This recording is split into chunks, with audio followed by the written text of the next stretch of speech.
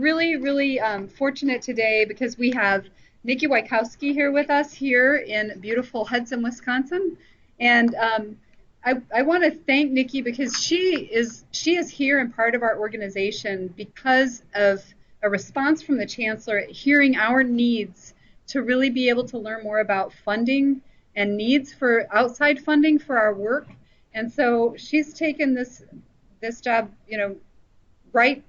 right to us and bringing us resources to us as best she can. And so thank you, Nikki, for doing that. And thanks, I would like acknowledgement to the chancellor as well for hearing what our needs are and then seeing what she could do to support us in our work. We're going to be hearing today from Dr. Kristen Ruka. Kristen is a regional associate for WiSys Technology Foundation. She serves in the western region of Wisconsin, which forms connections among WiSys campus innovators and administrators and the communities that surround UW-Eau Claire, UW River Falls, UW Stout, and UW Superior, as well as she supports UW-Barron County. She educates and supports university faculty, staff, and students in using WiSys's technology transfer services, including its grants, intellectual property programs, and licensing. Kristen holds her bachelor's degree in physiological sciences from Marquette University and her PhD in molecular and integrative physiology from the University of Michigan, where she also served as a fellow in Michigan's Office of Technology Transfer. So thank you all for being here, and thank you all online for joining us. And I'll turn it over to Kristen. So thank you, Kathy. So hello to everybody who's online. So we're actually going to be I'm going to be hanging out right here so that people online can hear me pretty well. But I'm going to actually go off of the video here. Before I do, I'm going to make a quick announcement for those of you who are online. Make sure so that others can hear to make sure to mute your own microphone. That'll make the audio work better. All right, so let us go into the presentation.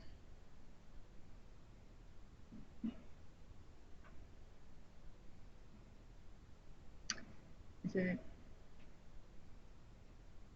present or present PowerPoint? You can do that or desktop. You click on there. Yeah.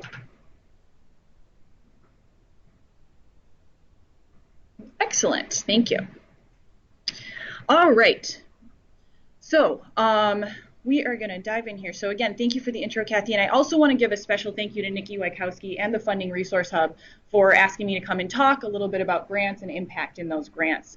And also because we have some people present online, I'm going to talk through the entire talk, but I'll make sure to leave a few minutes for those of you who are in the room to actually be able to ask some questions as well.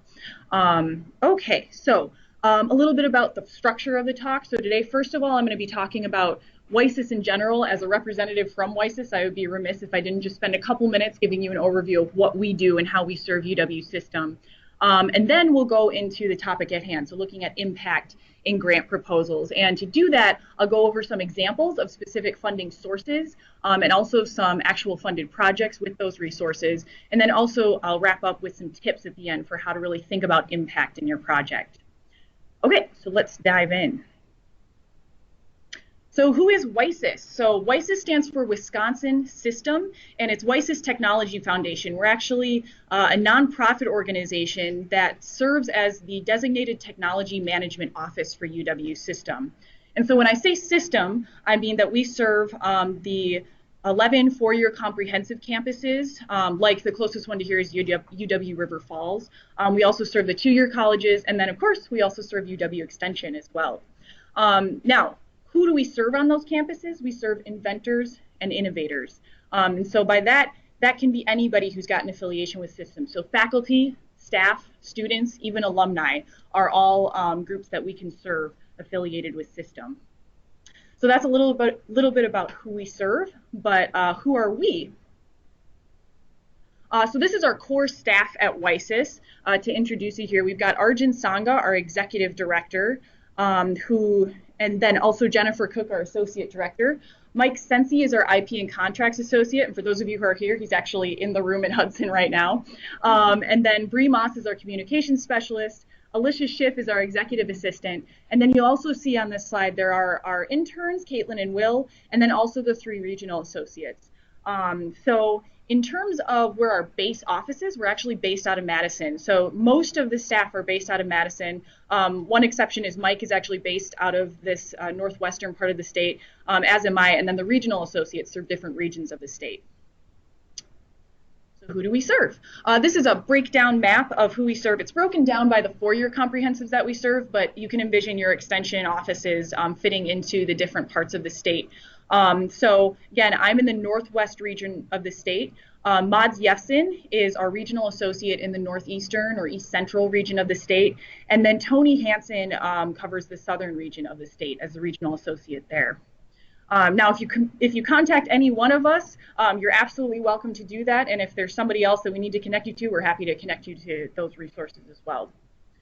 Okay, so that's a little bit of who we are, who we serve, but what about what we do at WiSys? So as a tech management office, we have three big functions. So one of them is building collaborations, and I'll spend just a moment talking about that because we have such a widespread geography across the state of Wisconsin, across system. One thing that we really like to do is foster collaborations and form relationships among both people and experts in the state and then also with resources in the state. So for instance, let's say that somebody has an idea for a research project and they have one area of expertise, but they really need to round out that project with some other expertise, but they don't have that and don't really know somebody with that expertise. To the best that we can, if we know somebody who might be able to fill in that area, we like to connect people that way, even if it's at a different campus within system or a different area within system. But one really tangible way that we connect people with other people and resources is through our annual Wisconsin Science and Technology Symposium. So last year in 2016, it was at UW-Oshkosh, and this symposium rotates around the state. So this year, at the end of July, it will be at UW-Platteville. But you can see here from some of the numbers from last year at UW-Oshkosh, there were over 220 people registered to come, and almost half of those were students. So first of all, this is a great way for faculty members and staff to come and form relationships with each other and learn about what other people are doing on other campuses. But also, it's a great opportunity for students to present their work as well. We actually offer scholarships for students to be able to present their work at this conference too. So that's one of our really tangible ways of forming relationships from across the state. All right, so in addition to building collaborations, really at the core of what we do is patenting and licensing. That's why we exist as a tech management office. So to go over that very briefly, I already mentioned patenting, but that's one type of intellectual property protection. Other types of protection can include copyrights and trademarks as well, in addition to patents. But once we've helped to protect ideas, so if somebody, an inventor or an innovator has an idea on campus, we've helped them to protect it. Then we also do business outreach and marketing, and ultimately licensing and commercialization. So that licensing could be we form a relationship with an existing company. Let's say that they are already established in the field and they want to help with the technology and take it on and take it to the next steps to commercialize it. Or sometimes we work with startups as well. Sometimes it's worth forming a startup company around an idea or a technology.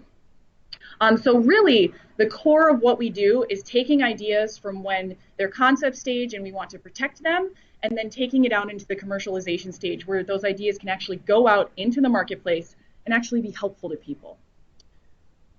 So that is in a nutshell about our core activities and also collaborations. But really, we're here to talk about grants today. So this other function that we have is kind of a unique position we have as a tech management office is being able to help facilitate R&D. And that is through different funding sources that we provide.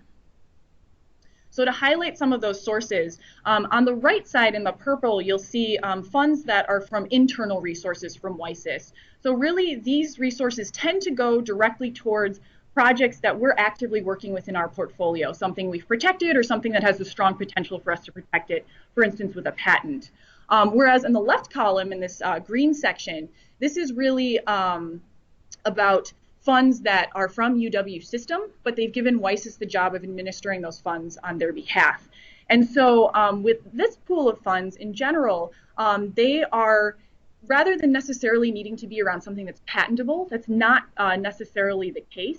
It could be around another idea that's not even around, say, tangible technology, but rather the big plug for these other resources in the green are that they have economic impact in the state of Wisconsin.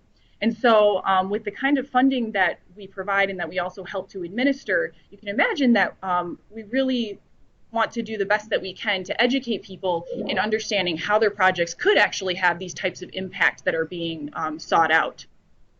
And so in addition to just WiSys seeking these things, this is an area that's becoming more and more of an increase in a trend in funding.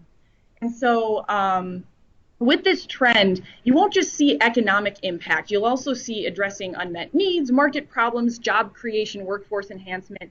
There's also areas like innovation, entrepreneurship, business development, societal impact, and then even outside of those kinds of impacts, improving productivity and quality, or even environmental or cultural impact. Now this is this increasing trend because there's a lot of funding sources and administrations that are becoming being held more and more accountable for defending the types of projects that they put funding towards. And so as a reaction and as a result, what they do is they're calling more and more for these types of impact in their projects. But a point that I really want to make today is that a project that you might be working on or one of your colleagues might be working on may really actually be applicable to some of these areas of impact, even if you wouldn't have necessarily framed it that way when you were originally conceiving of the idea.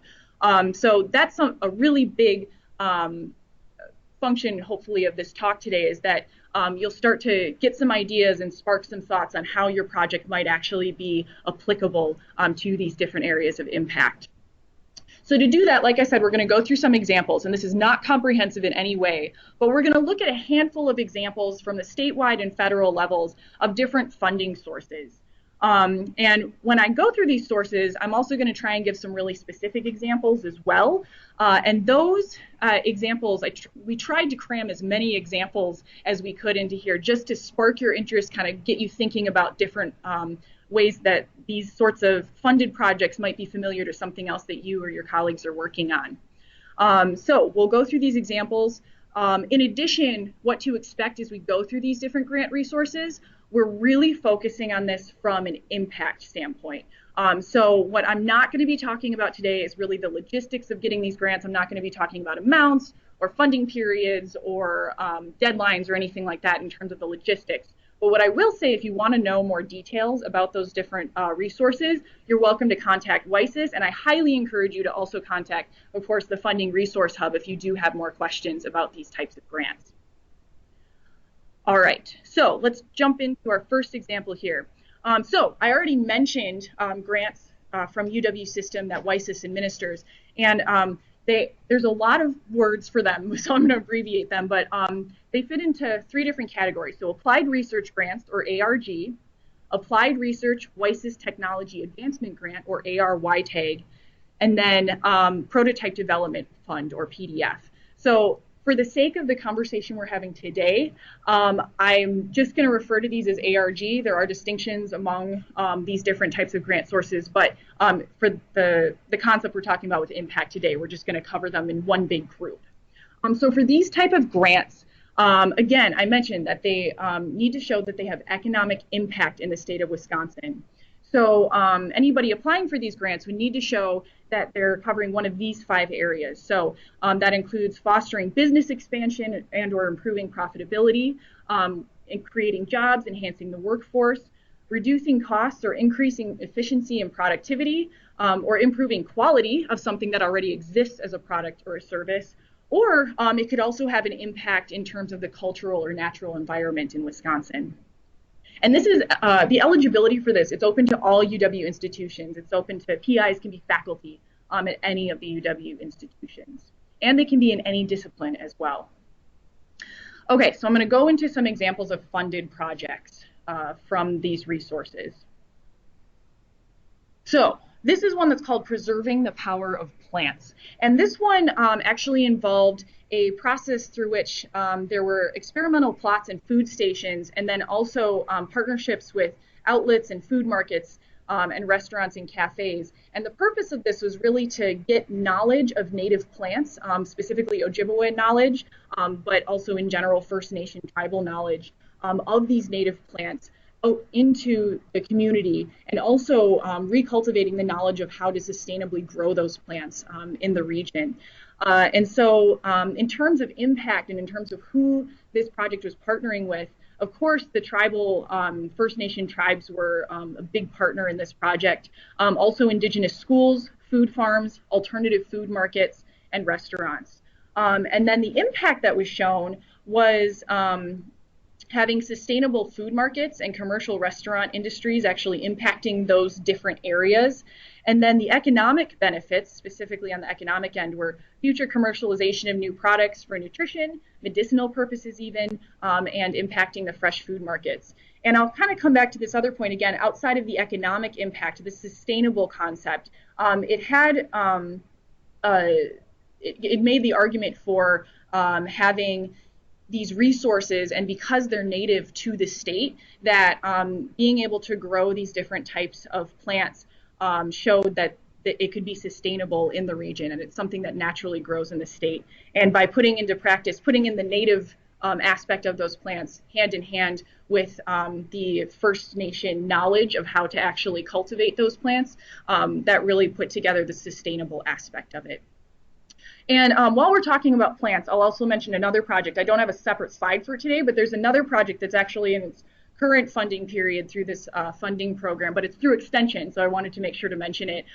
There's another plant-related project that actually relates to hazelnuts and actually developing hazelnuts that can be impactful in this part of the state. But I wanted to make sure to mention that, especially to an extension audience.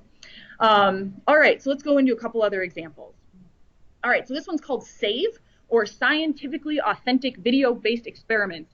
And in essence, what this is a project based around developing videos that are educational, but they are for the purpose of being interactive and actually being able to mimic a laboratory experiment in the form of a video for physics students both in high school and at the college level. And so what this project did is it created jobs directly, so it actually employed different people to work on this project and develop the videos. And then it also improved the efficiency of science education, so that's one impact it had. And then it also prepared students for the open-ended, non-linear problem-solving environment that they'll likely face in their careers. So what this comes back to is the impact area of workforce development. So by training students in this way, it's developing them to be successful further on in their career beyond their high school or college education. And something else I'll note that's not up here as well as an advantage for this is the videos themselves are actually being commercialized actively too. So there's something that can also bring some income as well. Okay, so one more example from these funding sources from UW System and WiSys. So this one is called Development of a Novel Method for Measuring Occupational Noise Levels in the Ear Canal. So in a nutshell, what this is creating an attachment for a noise dosimeter. So that's a way of detecting noise, in this case in a work environment. And so what this project did is it both developed the technology and then it also performed research using that new technology to really figure out what sort of levels of noise workers in Wisconsin were being exposed to.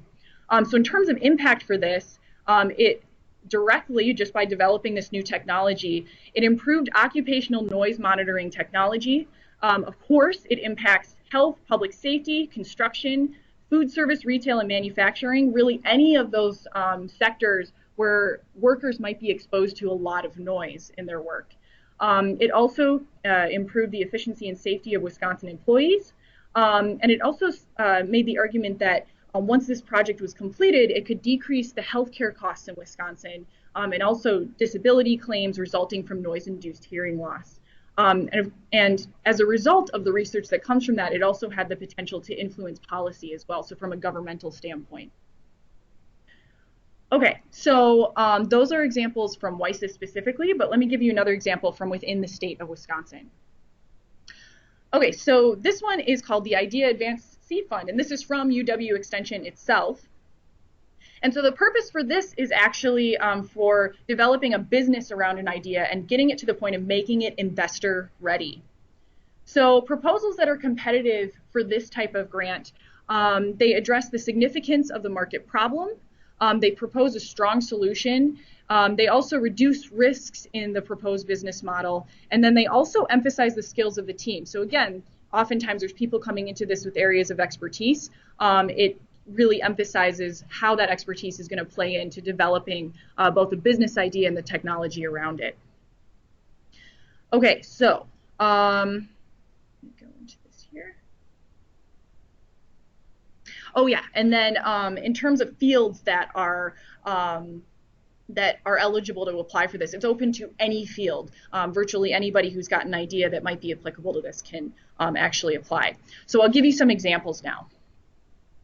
Kind of from a UW-centric area, this is not a comprehensive list, it's just some highlights. But some of these projects are at different stages, so we can talk in more detail or less detail about them, but I definitely wanted to mention that there are currently IDEA Advanced projects that are in the realms of healthcare and software from UW Extension.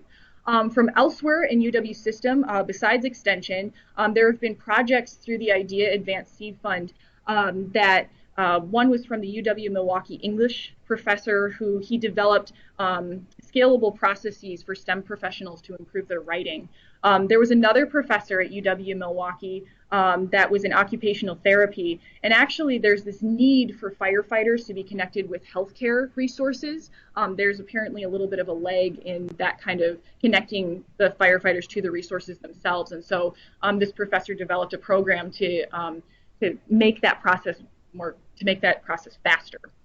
And then also coincidentally in the realm of firefighting, there's a student at UW Stout who is developing a technique or a strategy for firefighters to be able to tell directions when they're in a firefighting environment. And I also wanted to mention this other project. It's not necessarily specific to UW system, but this is a former Air Force mechanic who developed a strategy to sort of a grip mat that would hold on to the mechanic's tools while the mechanic was working on the airplane. Because if you can imagine, if you're working on an airplane and then you walk away from it and you don't have all your tools with you, that's something you've left behind. So it's really important to make sure that you're keeping track of all of your tools as you're working on the plane. All right, so again, these are some examples from the statewide level, and you can see that at the state level, there's this interest in business development, but that's also reflected by some federal funding as well. So this example that I'm showing is called the Rural Business Development Grant, and this is from the U.S. Department of Agriculture, specifically the rural development area. And so for this grant, evaluation is based on job creation with local businesses, also economic need, and local economic development priorities. And this is all in a rural environment. So really, this is applicable to doing that business development and oftentimes towards smaller emerging business entities, but they're in rural areas. And rather than going into specific projects that were necessarily funded by this, I will mention that there's a couple different types of this kind of project. There's enterprise type and there's opportunity type. And there is a whole bunch of text here. I'm not going to go through all of it. But what I'll mention is that the enterprise type is really geared towards specific development of businesses, actually getting businesses going, whereas the opportunity type is a little bit more general in terms of impact in rural areas. And I'll take a moment to pause here since I mentioned how much text was here, and that these slides will actually be available on the Funding Resource Hub website as well. So if you want to refer back to them, you're absolutely welcome to, as well as a video of this presentation too. So if you want to refer back to it in that way, you're welcome to as well. So yeah, that's you can go back and refer to this. All right, so that's one federal example. Let's look at another federal example. This one is called the University Center Economic Development Program Competition. And this one is instead through the U.S. Economic Development Administration, or the EDA, which is a bureau of the U.S. Department of Commerce. And so in this case, it's developing university centers that really serve as economic ecosystems and serve in that role of fostering entrepreneurship. So areas that can be highlighted with this are applied research and development, technology commercialization, and also programs that in general cultivate entrepreneurship. So in terms of the request for proposals for this type of grant, there's really three big components that they emphasize. So one is showing that the university as a resource is really being utilized by having specialized expertise in the area that's being developed around the center. And then also turning discoveries into marketable goods and services. So taking the research or the work that's done on campus or within the center and making it into something that goes out into the marketplace.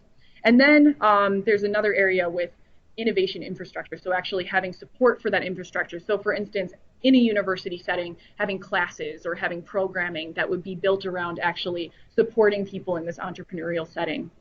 And I'll also note that there has actually been funding very recently to extension through this program, but instead of diving again into the specifics of the funded source there, I'll talk about what types of projects can fit into this category or into this project, request for proposals. So these are the types of activities that could be supported under this type of grant. So licensing and patenting activities, supporting new product development, and again, using those university resources like laboratories and equipment to actually develop those products, establishing companies, also increasing productivity and quality, streamlining operations, and cutting costs. And here's again, coming back to not necessarily something that you think of when you think about economic impact, but definitely impact is environmental impact as well. Although it can have economic impact by reducing energy costs and then overall reducing carbon footprint. And then of course, workforce professional and leadership development. So those are types of activities that different projects that are funded through this source could have. But what's really important in terms of conveying how those activities have impact is thinking about how do you reflect that. So these are the types of benefits and impacts that these kinds of projects can have. So having a direct, indirect, or induced output or creating jobs and income, having longitudinal economic impacts. So this is actually, you'll have a funding period that's very defined, but showing that the projects that you work on and the work that you do during that funding period can have an impact beyond the funding period. It's actually establishing something on which people in the future can actually build and continue to have that impact. And then these areas here, percentage of clients initiating action, percentage of clients that achieve anticipated results, also different types of measurable outcomes. With those three together, I'll emphasize the measurable part of that. Whenever you want to think about impact in a grant proposal, often the best way of conveying that is with an outcome that's measurable. So if there's any way that you can quantify what you're working on and show this is how things were or currently are, this is where the problem stands that we're trying to solve, and then you can show that at the end of your project, this is the kind of impact we're having because we were able to measure it before and after, and this is the difference that it made, that makes a really powerful application. And so then the other point here with the EDA is creating or enhancing networks. Okay, we've got one more federal example of funding here. And again, it's from the USDA, but this time it's from the National Institute in Food and Agriculture, and that's NIFA. So this specific example is the Agriculture and Food Research Initiative, or the Food Security Challenge Area, or the Food Security Challenge Area in that initiative.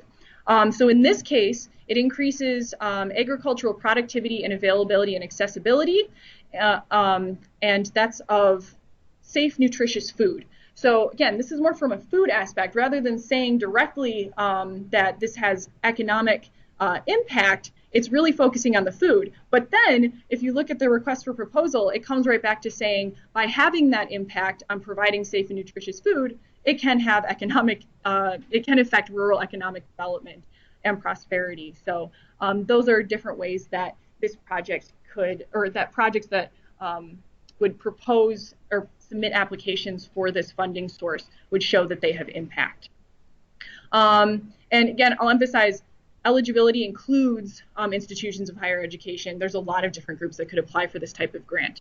But I will note that Extension actually was recently awarded one of these types of grants, or involved with a grant that was awarded recently. So the main groups that were on this grant were from Extension, UW-Madison, and then also a group called Growing Power Incorporated. And these three main entities also partnered with over a dozen other groups that were in the Midwest, and they were community representation, also academic institutions in the Midwest to do their research. And so the research that they were doing was on creating sustainable community and regional food systems. So that's first of all the research aspect of it, but then the second part of their project was based on that research, developing training materials and programs that would directly impact those areas. So again, we'll look at impact because that's what we're talking about today. So in this case, the impact was creating student research opportunities. By doing that research and having students directly involved with that, that was one area, again, for that workforce development aspect of training students. And then it developed a pre-college enrichment program targeted at inner city high school students. Again, this is something that shows that impact on the community in general. It improves the quantity of locally produced healthy food available. And then it also provides methods to identify opportunities for improving the community and regional food systems in other cities. So that's an important point I'll make as well, as I emphasize that longitudinal impact from the projects or from the proposal or request for proposals I mentioned before from the EDA, but this is where that theme comes up again. There's this project that they're working on specifically in these really particular communities within the Midwest, but by developing this foundation and having this program that they develop as part of their funding period, they're also creating a foundation or a groundwork, if you will, that people can actually use in other cities as well. So having that impact above and beyond what you're actually directly getting funding for is another way of reflecting impact. Okay, so that is the end of the examples, the specific funding examples that I have here. But what I want to point out is that hopefully you've noticed that there's a little bit of a spectrum as we went through them. So for instance, the funding that would come from system through WiSys might be something that would initially get a project going, something that would get it off the ground, seed the initial development of a project. That project might go on to something like an idea advance for further development, but also those kinds of statewide or more local sources of funding create validation to make a more competitive application for the bigger sources of funding as well, something that might be at the national level, like some of the federal examples I showed here. So it's usually important to think about funding begets funding in general. So that's something that once you have funding on a smaller scale, being able to use that to create the groundwork, again, for developing competitive application for bigger sources of funding as well. Okay, so now I'm going to go through some tips about how you can look at impact and how you can indicate impact in your project. And so we developed a 3-step systematic approach for indicating impact. And so the first step in this is determining the type of impact. So really figuring out who this project affects, who are the beneficiaries, who's actually benefiting from it. And it can be who or what is benefiting.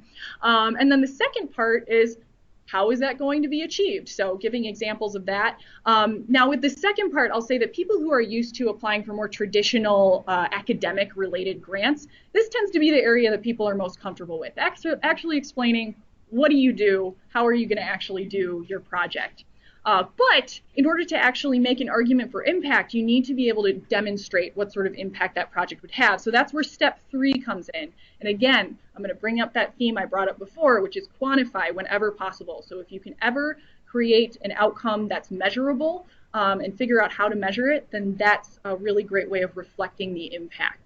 And sometimes there are types of impact that might be something that's more qualitative, but there could be ways of actually making that into a measurable outcome as well. So for instance, with a survey, so maybe it's a humanities related project and it's in a community, then the survey would measure the certain state of things in that community beforehand, before the project starts, and establish kind of the baseline for where the community was sitting. And then after the project is done, using that same survey to do another comparison and see where the impacts might have been. That's one way of potentially turning something that's more qualitative into a measurable outcome. All right, so, excuse me one moment. For those of you who can't see me, I'm taking a sip of water. All right, so in order to show how this process can be executed, oh, I realized the camera just turned on. Hello, everybody.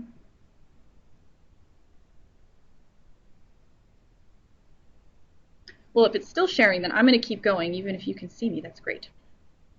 Excuse me one second. I know nobody in the room right now can see the errors that I'm seeing on the screen, but I'm just going to make sure that everybody can see okay. All right.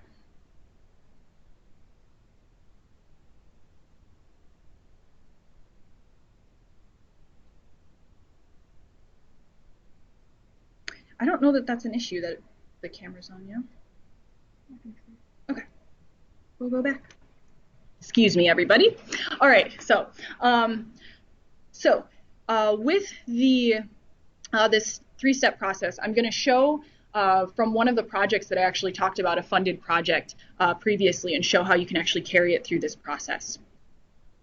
So, types of impact: commercial, health and welfare, and policy. And these are applicable to the project I mentioned before with the dosimeter, the noise dosimeter.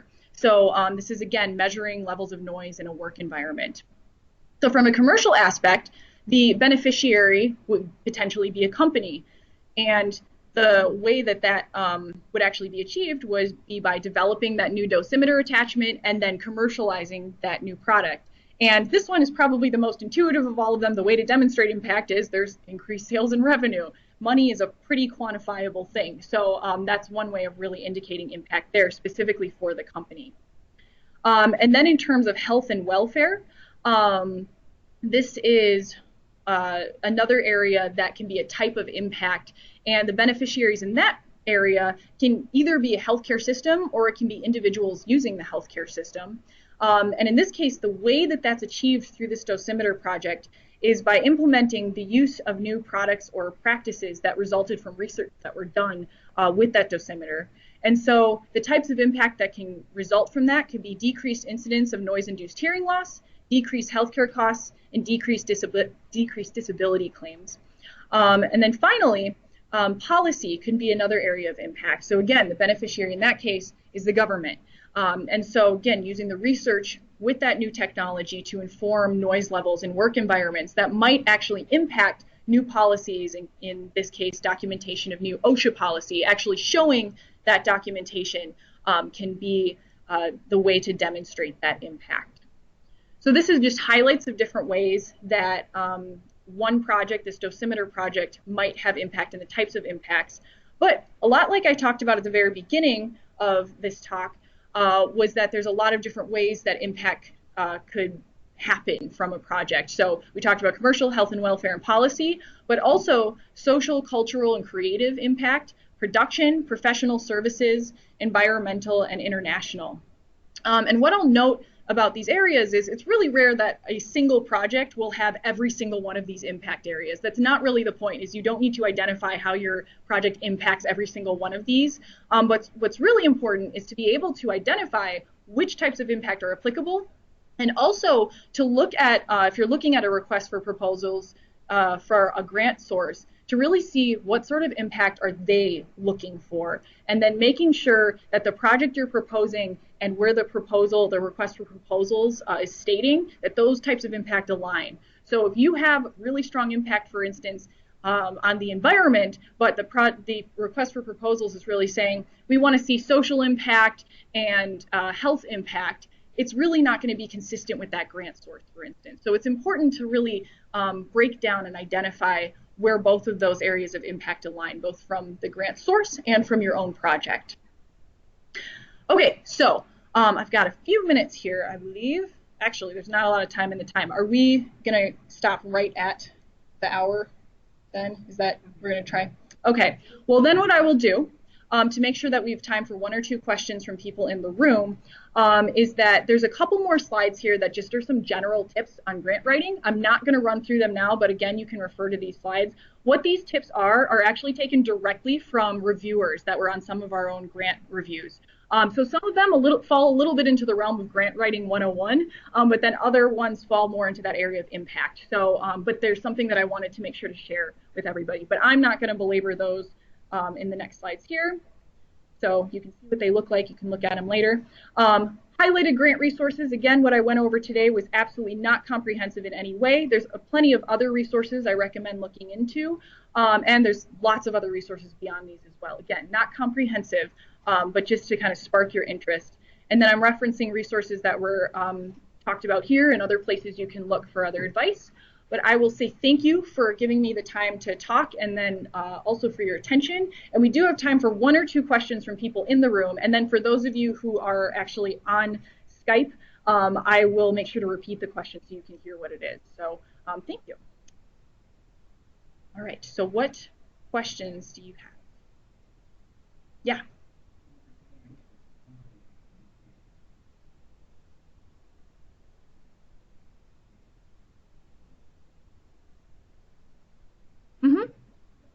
Okay. Okay.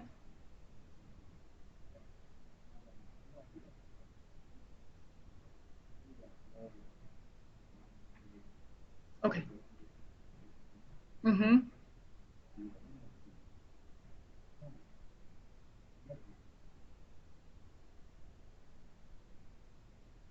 Oh,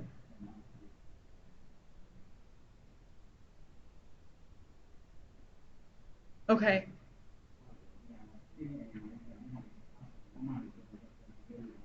Mm-hmm.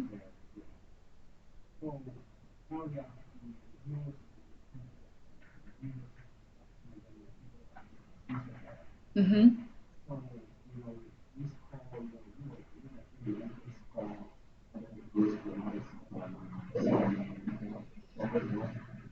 So is your question about how the review process works, or is it more about 16? Okay. Mm-hmm. Okay.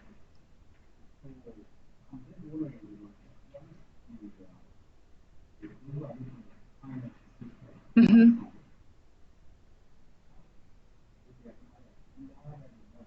Oh, okay, I'm going to try and compress that. So for the people here, so the question is basically one of these bigger federal sources of funding.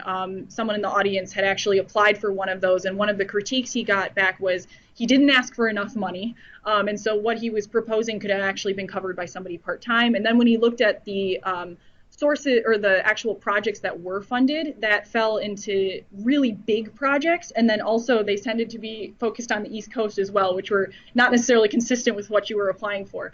And so the question is, does the grant resource have some sort of agenda that wasn't being conveyed by the request for proposals or the request for applications? So I don't know that I can answer specifically for that specific source. If you can, Nikki, then I'd bring you into that. But yeah, so definitely talk to. Yeah, okay, so Nikki is definitely, Nikki Wykowski at the Funding Resource Hub is definitely a person to talk to about the specifics of that grant. But what I can say in general is if, in terms of applying for more versus less funding, that is specific to the funding source. So some sources might consider a project more competitive if you're trying to be more conservative with your budget, whereas other sources might say, no, if you're not maxing out what we said could be your eligible budget, then it's probably not a worthwhile project. And it's completely specific to the funding source. So it's good, for instance, like if it's a federal source and there might be a program officer or somebody that you can contact there and communicate with where they might have more insights into that specific grant, then they might be able to give you more information on that. And then, of course, Nikki has some specific insights as well. But that's my general answer, and then Nikki can help you with your specific question, too. Yeah. Now, in terms of time, I think that's the only question we can take, but I'm happy to talk to people afterwards. And then, Nikki, I think you said you wanted to say a few words. So thank you, everybody on Skype, and thank you, everybody in the room. So. Thank you so much for Kristen for showing up today, and for Kathy and Julie for organizing my opportunity to present at this breakout session. I hope if you have any questions, you can always ask me. That's what I'm here for. And I want to thank everyone for tuning in on Skype, because it has been tricky to get statewide availability to present on this topic. And I'm thankful for everyone's patience with me in getting these coffee breaks up and running. So thank you, everybody. Send me an email or call my phone number if you have any other questions. And I'm going to sign off somehow.